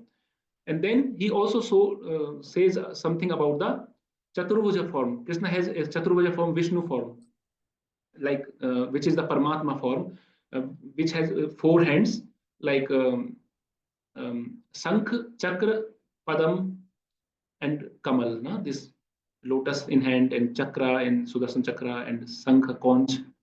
So all these things, Sankh, Chakra, Padam, and then there is also 2-hand form. So Krishna has this Viswarup, the universal form, which we see in the 11th chapter. Then he also talk about the Chaturbuja form, 4-handed forms, and he also Syama Sundar form, the form in which he comes to Vrindavan. He makes pastimes in Vrindavan is 2-handed forms. Syama Sundar form, it is called. And then number 12, chapter number 12 is telling us who is dear to Krishna, who is dear to the God. This is explained in chapter number 12. Who is dear to me? Some devotees ask, some people ask always a question, how we know that we are progressing in our spiritual life? How we know? Some people ask this. And some people also ask a question, how we know if God is happy with me? How we know? We have to evaluate ourselves because we don't know now. We are doing something, but how we know that God is happy with us, our activities, and how we know that we are progressing? And if you read chapter 12, you will know it. Because in the chapter 12, Krishna is telling to Arjun the criteria. Who is dear to me? He has told about all the qualities, all the gunas, all the things which a person has, then he becomes dear to Krishna. If the person has those qualities, so go to chapter 12, maybe not now, but when we read it, now we go through all these things, all these criteria. Krishna has laid down a criteria, very objective criteria, and we will tick mark ourselves. 1, 2, 3, 4, 5. Is it under me or not? Am I following this? Am I not following this? If we, then we can evaluate ourselves if we are spiritually advancing, if God is pleased with me or not pleased with me. This is in the chapter 12. My dear friends, now we go to last part of the Bhagavad Gita. Last is chapters, chapter number 13 to chapter number 18. And this talks about the world, the material nature. We talked about self in the first part, you, me. In the second part, about the Ishvara, about the God, about Krishna. And the third part is the nature, material nature. This is the last part of the Bhagavad Gita, 13 to 18. Let us see the flow. Actually, we are not alone in the world. We are not alone.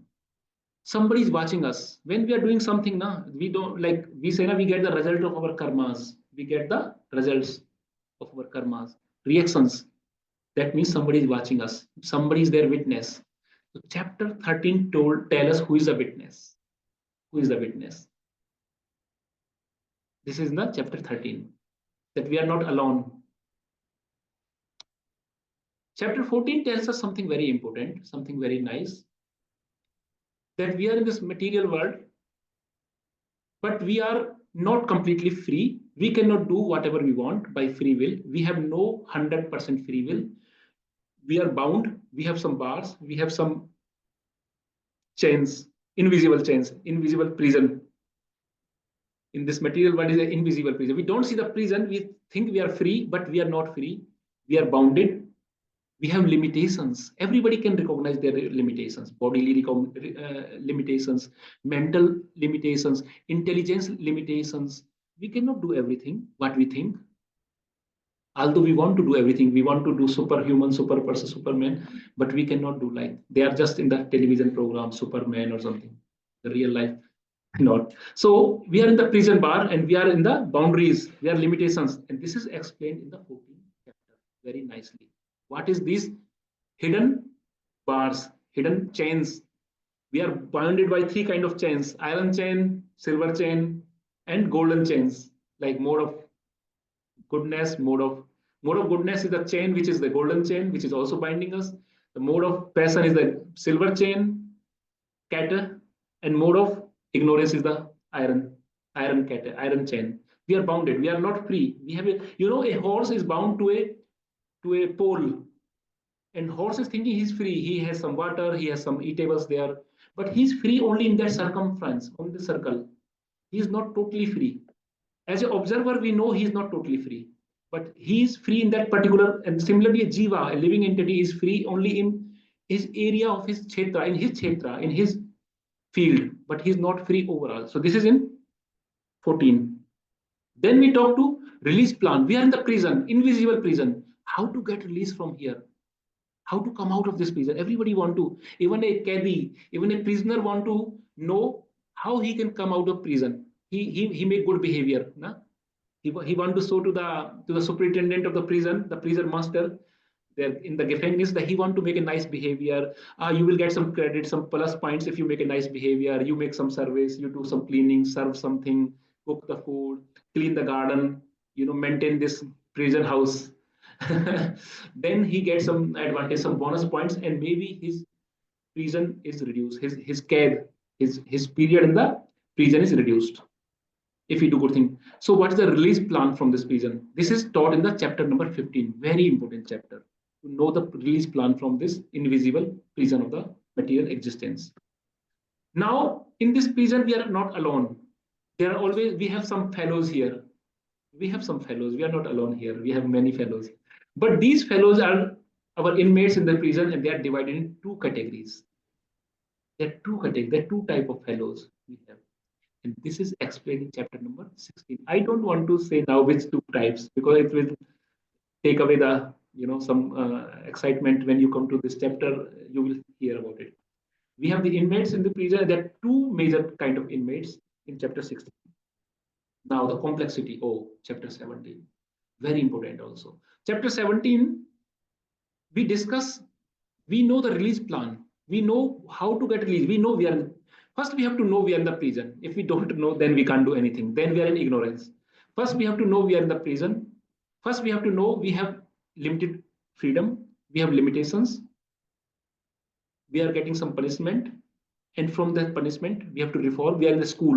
In the school, we go for reformation, for upgradation. That's why the yoga is called upgradation, linking up. So first we have to know this, and after knowing this, it's not easy. Even we know our release plan. Even we know our release plan, we are not getting released out of it. Are we released out of it? No, we are still here. We are not getting released, and this is called complexity. And this is discussed in the 17th chapter. Even after knowing the release plan, we are still here and not coming out. And chapter 18 is the summary of the whole Bhagavad Gita. In this, we have to take help. We know the release plan, but we are not coming out of it. We have to take help. And what is the help? We have to take the help of the Supreme. And how to take help of the Supreme? We have to pray, we have to get the mercy, and we have to surrender.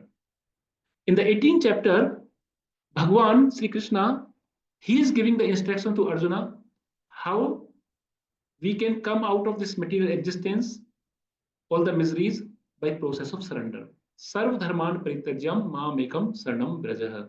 Ahem tvam sarva papebhyo mokshaskammi ma sochah. Sarv dharman parityajyam. So Krishna is giving the final instruction in chapter 18, surrender. And this surrender can release us. So these are the chapter number 13 to 18. So this is the whole storyline of Bhagavad Gita. We are very close now. And how we can further divide these chapters? The chapter 1 to 6, we can say also work, that how to work in knowledge. Then the chapter number, it's a Karma Yoga, chapter 1 to 6. Then we have chapter number 13 to 18, Jnana Yoga. And chapter number 7 to 12 is Bhakti Yoga, devotional service. So these are the chapters. And from the chapter 1 to 6, we come to the Bhakti Yoga, devotional service. And chapter number 13 to 18, by Jnana Yoga, we also come to the devotional service. This is in the middle. The most important thing is always preserved in the middle, that the most treasure. We might have taken to many journeys in the life. Gita is calling us to take to the journey within, which when taken, we become happy within. So this is the lesson from here. So I want to also say something furthermore, a few more minutes I want to take. What we understand, the first 6 chapters are Karma Yoga. And in the Karma Yoga, if we add knowledge and renunciation, Karma Yoga, karma is just, there are different kind of levels of karma, like Karam Kand, Sakarma, Niskam Karma, and the karma in knowledge. So if we add knowledge plus renunciation in Karma Yoga, then we get to upgrade to the next level. How to upgrade to the next level? In the first 6 chapter, we have Karma Yoga, but if we do the Karma Yoga with knowledge plus renunciation, we go to the Jnana Yoga. We come to a stage of Jnana Yoga. This is called Yoga ladder, how we progress in the Yoga ladder in our life. And when we practice Jnana Yoga, when we are in knowledge of truth, and then with this knowledge of truth, we meditate on the super soul, the supreme truth in our heart, Paramatma, super soul. Then this Jnana Yoga, by meditation on the super soul, this becomes Dhyana Yoga. We started from the Karma Yoga. We add knowledge and renunciation, detachment. We do karma without detachment. And with knowledge, this takes us to the Jnana Yoga. And when you practice Jnana Yoga by meditation on the super soul, this takes us to the Dhyana Yoga. And when we include devotion to the Supreme Lord, Supreme Personality of Godhead, in the Dhyana Yoga, we add devotion to the Supreme Lord. Then it takes us to Bhakti Yoga.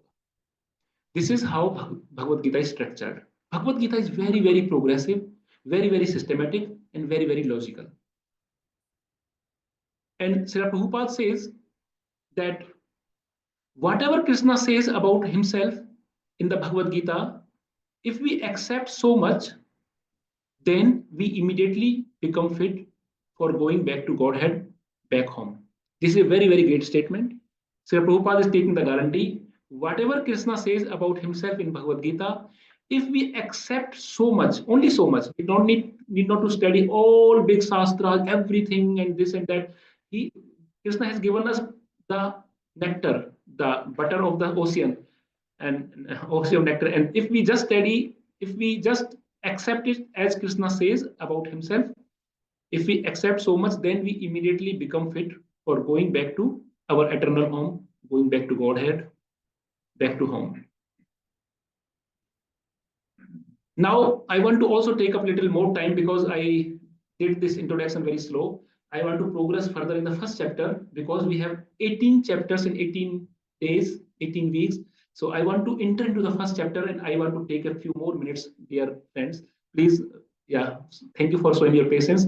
Today is also a very auspicious day of Ekadasi. So I want to enter in the chapter 1 in Ekadasi. So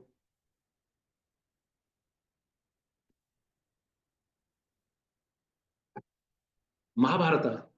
We discussed in the Vedic overview, Mahabharata and Ramayana are two scriptures which are Itihasa, and Ramayana is the greatest epic of the world, the biggest epic. It has 110,000 slokas, 110,000 slokas in Mahabharata, 18 skanda, 18 parva, 18 kand or kantos. And this Mahabharata is not a mythology. Some people say, oh, mythology, Vedic mythology or Indian mythology. This is really bad. We should not say mythology. It has happened as it is. Itihasa means history. It has happened. That's why it's called Itihasa. And there are so many proofs, so many testimonies. So many people have done research so many years. And they have published books. They have all the testimonies, all the things, all the Hastinapur, Indraprastha, Dwarka, everything is there, everything we found.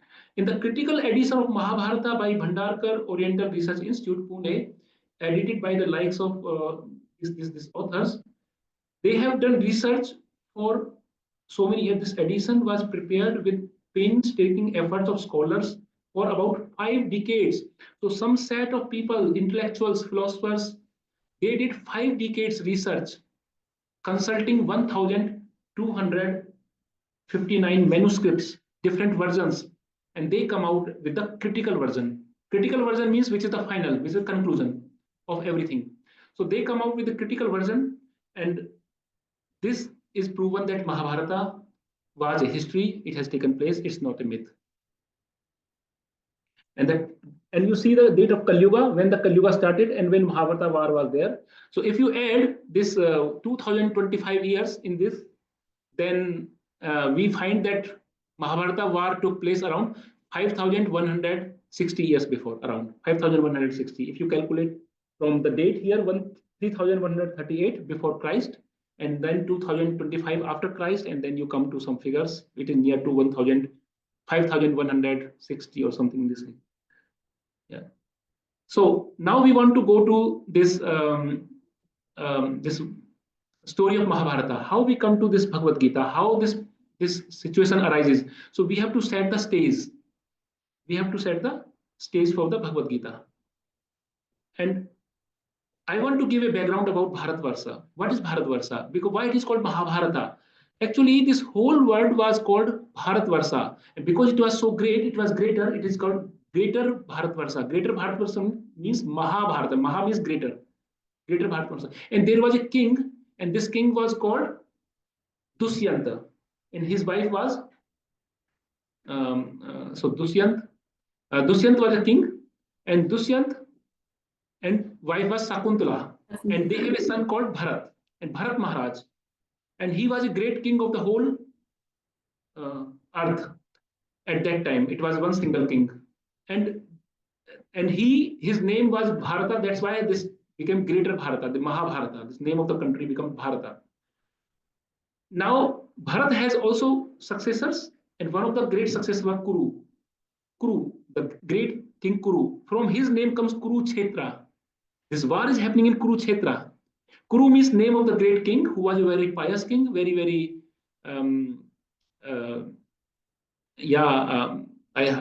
philanthropic and devotee king. And his Kshetra is called Kurukshetra. He was the king of Kurukshetra. Kshetra means region. The city is called Kurukshetra, where war is taking place. And this Kuru was, after the Kuru was one king called Santanu, great king Santanu.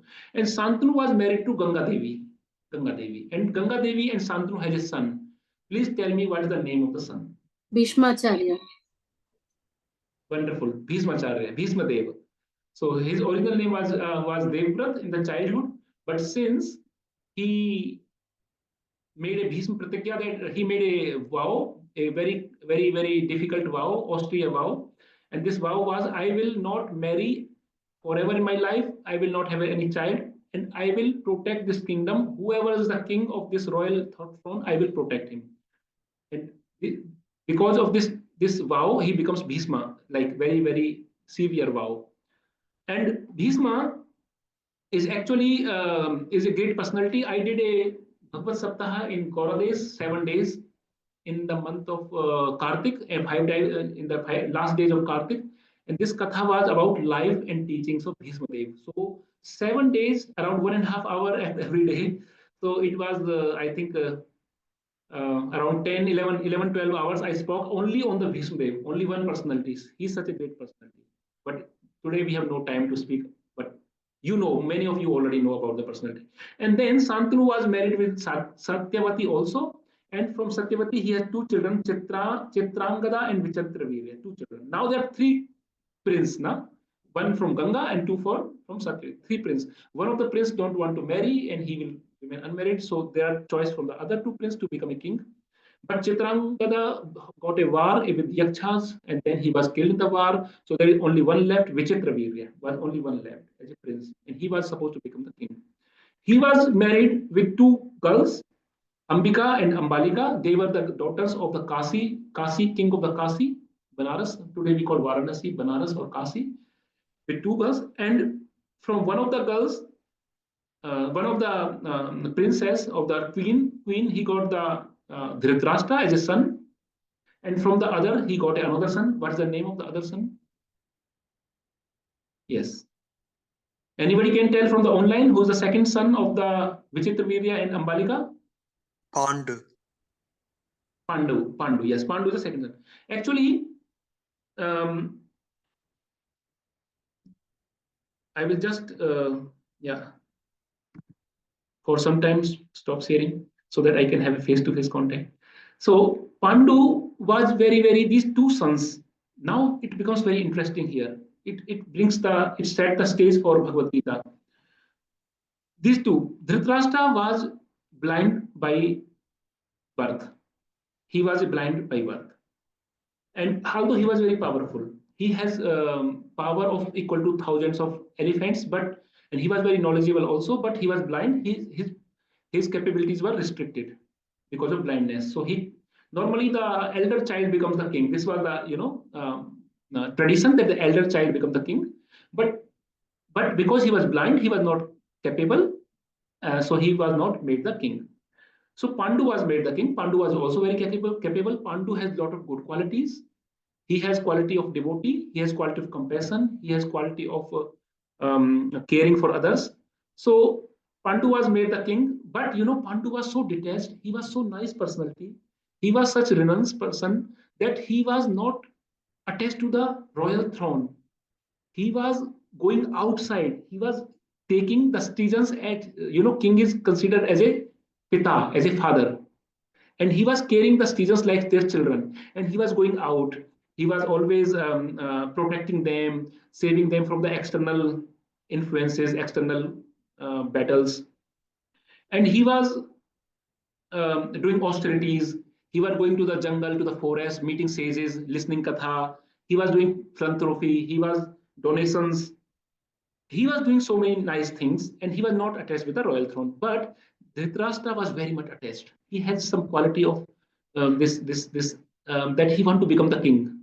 He has this tendency to become the king. And since Pandu is giving him a chance to become a king, he was staying on the royal throne, and he got an attachment with the royal throne. He was always thinking, oh, may I become a permanent king? May I become a permanent king? And then what happens? He was married. He was also married. So Dhritarashtra was married. Maybe then I show the slides, because then I can share through the slides.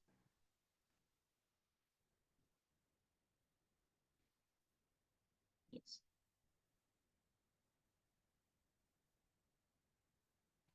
Yes. Okay.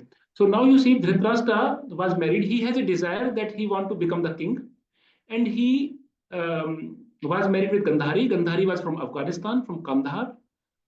She was also a princess, and they have 99, 100 children, Duryodhan plus 99, and one daughter. Actually, this was the desire of Dhritarashtra, that he want to get his child before Pandu, because if the elder child comes now, then he become the king. So he was thinking, may my child comes first, and then my child will become the king. But Providence has a different decision. By Providence, the Pandu's son Yudhishthira was born first. So Pandu has two wives. One was Madri and other was Kunti. Kundi. Yes. And Kunti and Pandu had a son called Yudhishthira, who was elder to Duryodhana. So because elder son has to become the king, so Yudhishthira was decided as the king. But what happens when the Yudhishthira and all the Pandus, there are 5 Pandus, Yudhishthira, Bhim, Arjun, they are son of Kunti and Pandu, and Nakula and Sahadev are other 2 from Pandu and Madri. But what happened that Pandu was got died, and Madri also died early, and the children were still small. So although Yudhishthira Maharaj was declared as a prince, but he was not, because he was small. He has to get the education, the Gurukula, and weapon and archery and everything. So he was sent to the school for studying with Dronacharya, and in the meantime, the caretaker government, now there is a caretaker for the meantime, and he was, Dhritarashtra was made as a caretaker king. But Dhritarashtra was so much attached with this that he don't want to leave the position. When Yudhishthira Maharaj and all the Pandavas, they got the final education, they returned home in the Hastinapur. He was supposed to be coronated as a king, but Dhritarashtra, because he was so much envious, he was so much attached, he wanted to make his son as a king, and his son also was very envious, Duryodhan. He has not good qualities, and he always was envious to the Yudhishthira, his brothers. So they made a lot of conspiracies. So what they did, they want to kill Pandavas. They give poison to the Bhima. They created a palace of a burnable material, inflammable material. It's called Lakh ka Mahal. So they make this palace, and where they want to burn all the Pandavas so that everybody is killed. So they did so much conspiracy that they are killed, and they beard all these things, but they were under shelter of the Lord, so Lord protected them. And yeah, so what happened that Yudhishthira was supposed to be coronated, but they finally come to a conclusion that when the pressure was made that Yudhishthira should get the throne, royal throne, Duryodhan did not agree, and then they make a decision. Okay, the Pandavas will get Khandaprasth. Khandaprasth is a futile land, is the barren land, infutile land, barren land.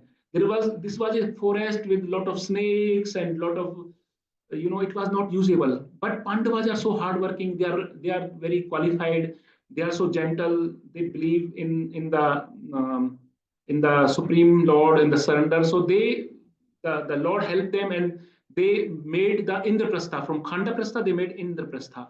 And Indraprastha was so nice, royal, and opulent, Bhavan, Raja. And yeah, they were peacefully ruling, and he did a Rajasu Yagya, and by doing Rajasu Yagya, he sacrificed, he became the king of the world, so he became very powerful. Because his brother Arjuna is powerful, Bhima is powerful, and they have a blessings of the Lord, also Krishna. So everything was running final, very good, but Duryodhana was so envious, he could not digest the happiness and good luck and good life of Pandavas. He could not digest it. So they made a conspiracy.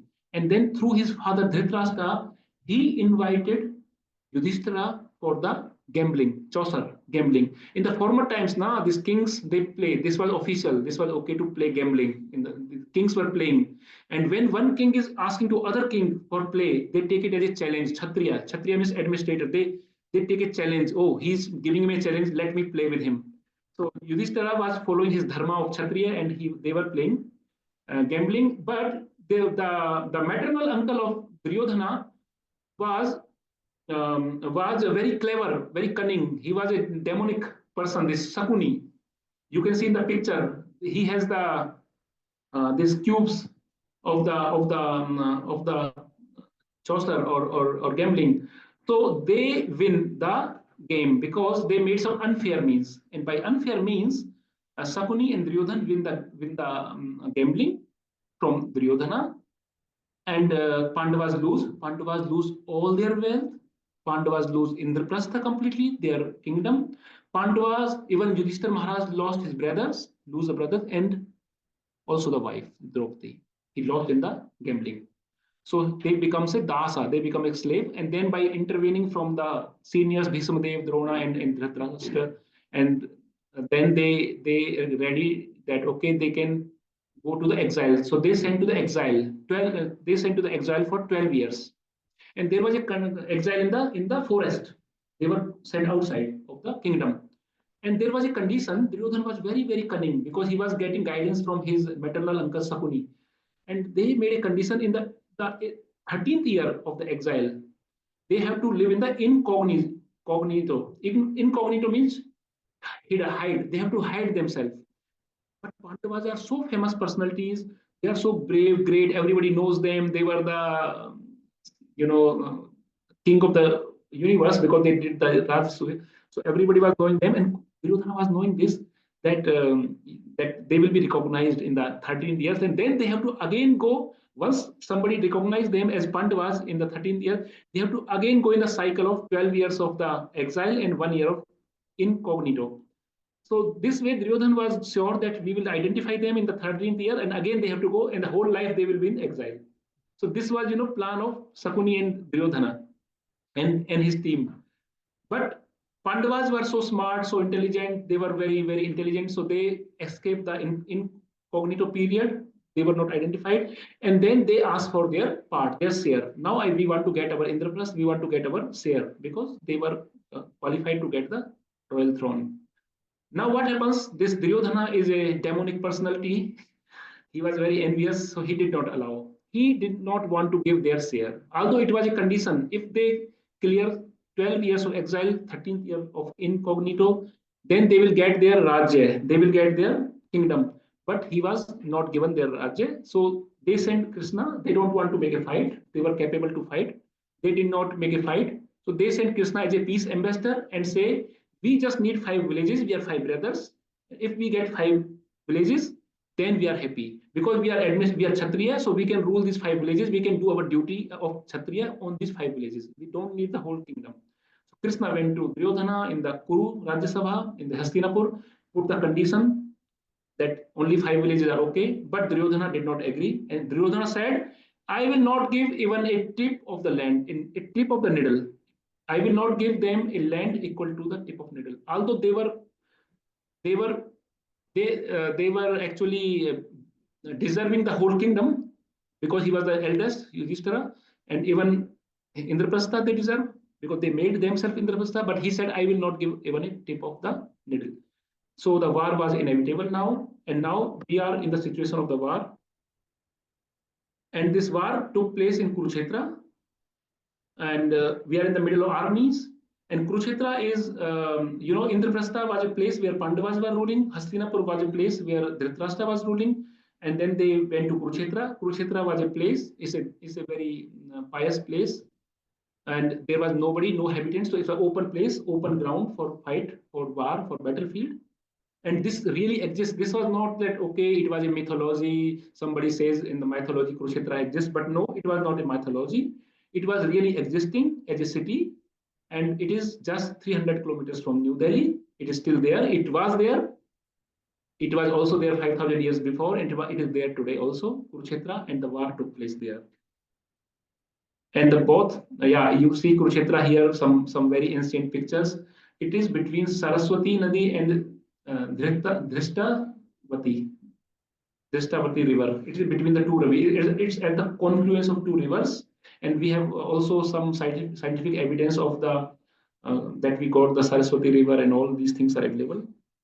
And now we are in the middle of the war, battle formation. Now everybody is doing the battle formation, and They are making a strategy, Kaurava side and Pandava side, and they make different battle formations. Some battle formations are circular in the shape, others are in the Vajra shape of the Vajra.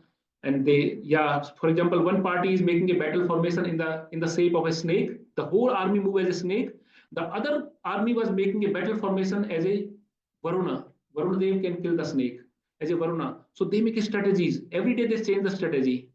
And the whole army, it was so disciplined that this all Vidya is given Dharma Vidya in our Vedas, in the Rig Veda. And you know, the German army is based on Rig Veda. They have this army formation of the German military. It is based on the Rig Veda. Everything is explained so nicely, and they get the teachings and they can implement in their practical life. So these are the battle formations. Now Arjuna is in the middle of the battlefield, and now first chapter is starting from the first sloka. We will do in the next chapter, next class. We will just recite the first sloka and then we will finish. The first sloka says, I want to recite the first sloka of the first chapter because today is the Ekadasi, auspicious Ekadasi, and we start the first chapter on the auspicious day. So, Dhritarashtra Uvacha Dharam Kshetre Kuru Kshetre Samaveta Yuyutsavah Mamakaha Pandavaschaiva Kum Akurtava Sanjaya. Dhritarashtra Uvacha. Uvach means saying. Dhritarashtra is speaking. Dhritarashtra is saying, Dharma Kshetre Kuru Kshetre. This Kuru Kshetra is Dharma Kshetra, is the land of Dharma, land of righteousness. Because the king Kuru was a righteous king. He was a dharmic king. So this Kurukshetra is dharmic place. Samaveta Yuyutsava. Samaveta means everybody is collecting here. Yuyutsava means with the desire of fighting, desire of battle. So, oh Sanjay, Sanjay is the secretary of Dhritarashtra. And Dhritarashtra is saying, oh Sanjay, this is the only sloka out of 700 sloka, this is the only sloka which Dhritarashtra has spoken to Sanjay, the one sloka in the whole 700. Oh Sanjay, in Dham Kshetra, Kurukshetra, everybody is collecting here with a desire of fight. Mamakaha Pandavas Chaiva. Mamakaha, my sons, and Pandavas Chaiva, and Pandavas. Kim Akurtava Sanjay. What is happening there? What is going on there? Oh Sanjay, please tell me what is going on there. He's very curious.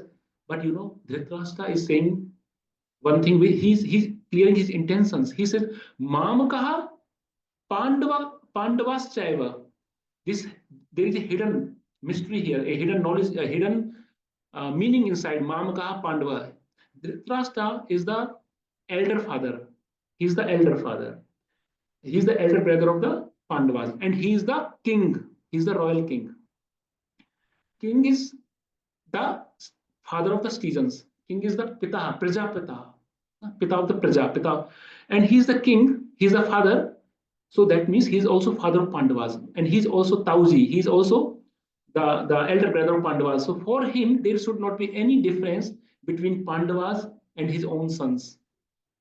So he says, Mamakaha mere putra, my sons, and Pandavas, from Pandava's son. So he made a differentiation. He showed his intentions here, how much envious he was. So he said, Mamakaha, my sons. So please, Sanjay, tell me what is going on between my sons and Pandava's sons. So he made a distinctions between so he divided the family. So this sloka has a big meaning.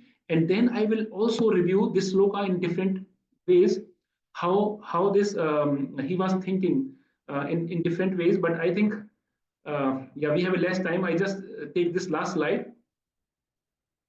In the last slide, this Dhritarashtra is going through psychological things. He's asking Kim Kurvata Sanjay, what is going on there? Because in the battlefield, what will happen? Fight. Why he's asking what is going on? He should know fight is going on there. Fight will go on there. So he should not ask this question, what is going on there? Because he has something hidden agenda in the mind. He has some sentiments, some feelings. He has some thought process going on. And what was his thought process? His thought process was he has a desire that Kauravas will win. That the Kauravas will win. He has this desire, And he was asking, what is going on there? Will the battle happen? So if the battle will happen and Kauravas will win. This was his desire. But he has a doubt also. And what was his doubt? Will the battle happen? Will the battle happen? Battle? No. So he has a doubt. The battle will happen because it was a dharam kshetra. He's saying in the slogan, dharam kshetra, kurukshetra is a dharam kshetra. And when we go to dharam kshetra, when we go to dham, our mind changes, our consciousness changes, our attitude changes. Maybe my sons, my Kauravas, my sons, their attitude will change there and they will not fight. And then they will not become king. So he has this doubt in the mind. It's the dharam kshetra. So if they go in dharam kshetra, they can change their mind. So he was doubtful if the battle will happen. And then third was fear. And he has a fear that the battle will not happen. And then my sons will not get the kingdom. But he has a hope that battle will not happen, but Kauravas will win. He has this hope. Why this hope? Because he knows Pandavas are gentlemen, Pandavas are devotees, Pandavas are compassionate, Pandavas are renounced, Pandavas are full of good qualities. So he was in the hope that maybe the battle is not required. They will give up.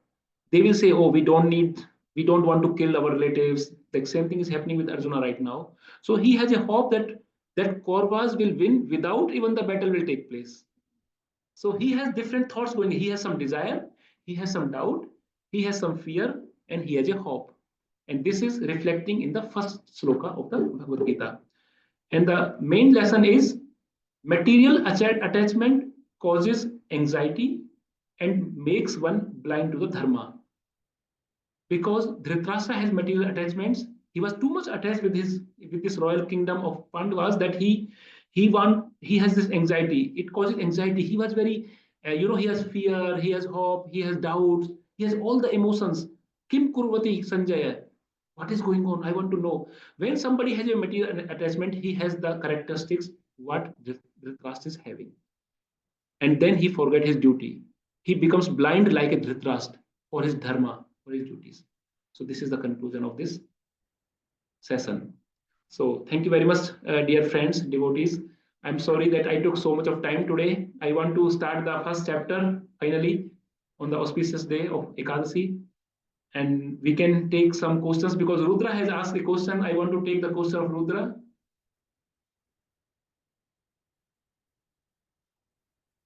Rudra, you are still here or already too late for you? Yes, I'm still here. Oh, wonderful. We are all motivated. Please ask your question. Oh. My question was that in the picture, why was I have to go to the picture back. no. Like on the first picture. Wait. Why was he crying? Arjuna is crying, na? Yes. So Yes, why yes, was you're right. So in the picture, so Arjuna was crying. One second. Maybe you go to this picture. I don't know if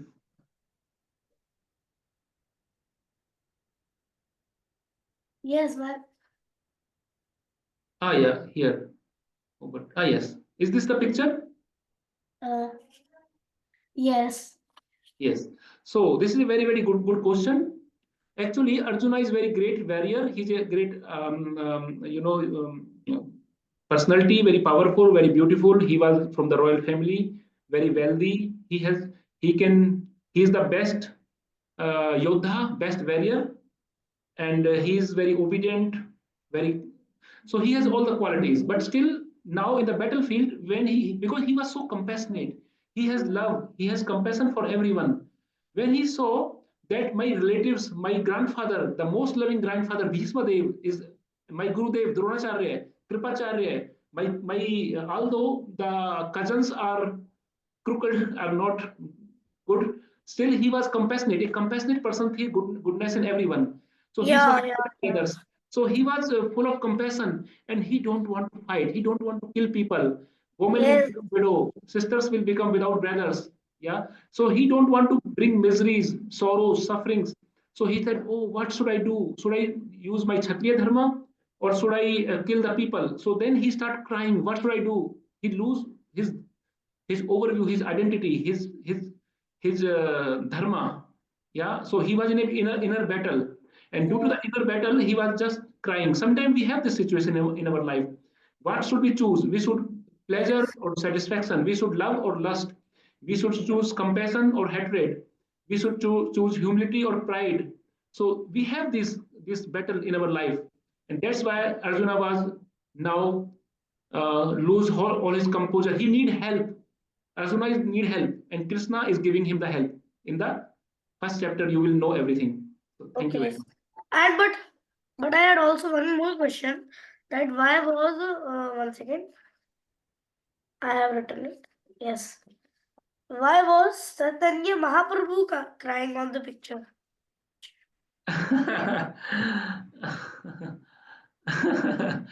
Oh no, this is a very deep question. This is a very deep question, actually. I wanted to ask you that, but you showed me the picture of Arjuna. That's why I couldn't ask it. Okay, okay. Now he is anyway. So this picture, Chaitanya Mahaprabhu cry, this cry is a different cry. This cry is It's the not the cry cry. of happiness. Yeah, these are the cry with love. Sometimes, हम लोग Hindi movie में सुनते हैं, माँ ये खुशी के आंसू है, माँ माँ ये खुशी के आंसू है. तो ये खुशी के आंसू है बेटा. So these are the tears of happiness. These are the tears of bliss.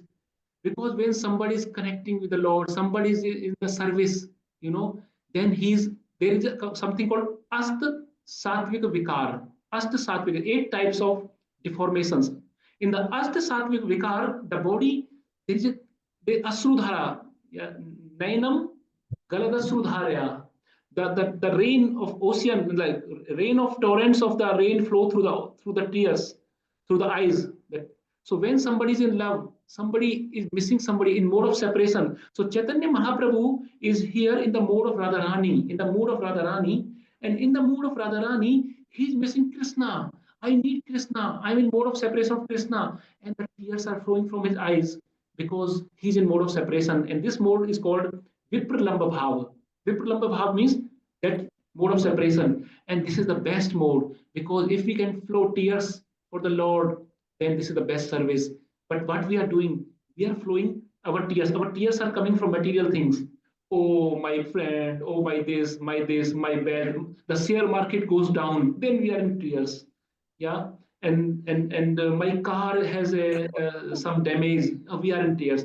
We have tears in material things, but the real tears are when we have tears for the Lord, for serving the people. This is the real tears, and these are the tears of Chaitanya Mahaprabhu because he was in the bliss. So thank you very much. I think I will request every one of you to please share your questions to me personally on the WhatsApp. I want to take as many as questions possible to make it more interactive. And I have one proposal actually. I want to make proposal, but now there are very less members in the class. Actually, we want to start a new initiative that every Friday, because I will give a overview of each chapter. Now I will make connections and overview. And what we can do, if we can start reading the chapter like translations of the sloka, like each chapter. So I think it don't take more than half an hour. Within half an hour, we can complete the translation, all the translations of all the sloka of each chapter. For example, next Saturday, we will read the chapter 1. We will go through chapter 1. And I will discuss chapter 1 with different way, like with the connections, with the dialogues, with summaries, with the main slokas, and with the main questions of Arjuna, main answers of the Krishna. So I will not go sloka by sloka with all the sloka, but I will do overviews to make connections. So what we can do to make it more comprehensive, that we can read the slokas, the translations of the whole chapter ourselves together. So we can start half an hour session on each Friday, 8:30 to 9 in the evening, a Zoom call that we read chapter wise. Like for example, next Friday we read 8:30 to 9 chapter 1, and then Saturday we have a chapter 1 class, and then we can understand the class better way when we have read the whole. So maybe for example, I saw how I will do the chapter 1, and then you will know that we need to read the slokas. Actually, we need to read the translations. Yes. Yes. Just a minute. I will just go to the main part.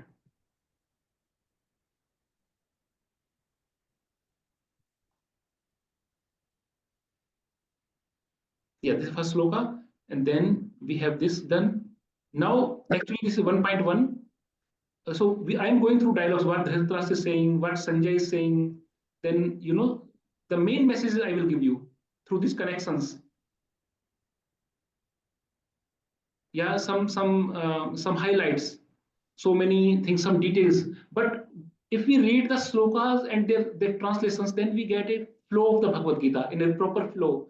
So if you are agree, we can read the chapter 1 next Friday at 8:30 to 9, half an hour. We come together on the Zoom. We can use the same Zoom link, and we can go through. So I will also write in the group. And yes, thank you so much for your patience. Today I took more time, but the next week I will take 1.5 hour maximum. I will not take more than that. Next week, I promise you. Thank you very much. Thank you. Hare Krishna, Krishna Krishna, Hare Hare, Hare Rama, Rama Rama, Hare Hare. Thank you very much, dear friends, devotees, for your patience. You are so kind that you have been listening since 2 hours now, continuously with full patience.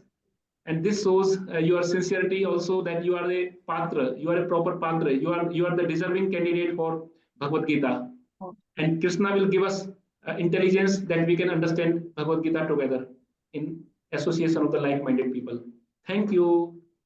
And all the devotees who are here in the temple, they please get the prasadam. We have enough prasadam. So Kapil Prabhu and Prabhuji Rahul Prabhu, please hold everyone. We have a lot of prasadam here. So they should all eat prasadam. We have Ekadasi prasadam today, special prasadam. Prabhuji, prasadam And is in the now kitchen. give a big Haribol for Omkareshwar Prabhu. Hari Bol, Hare Krishna. Thank you. All glories to Srila Prabhupada. All glories to all the devotees. So please serve prasadam to them. We have a lot of prasadam here.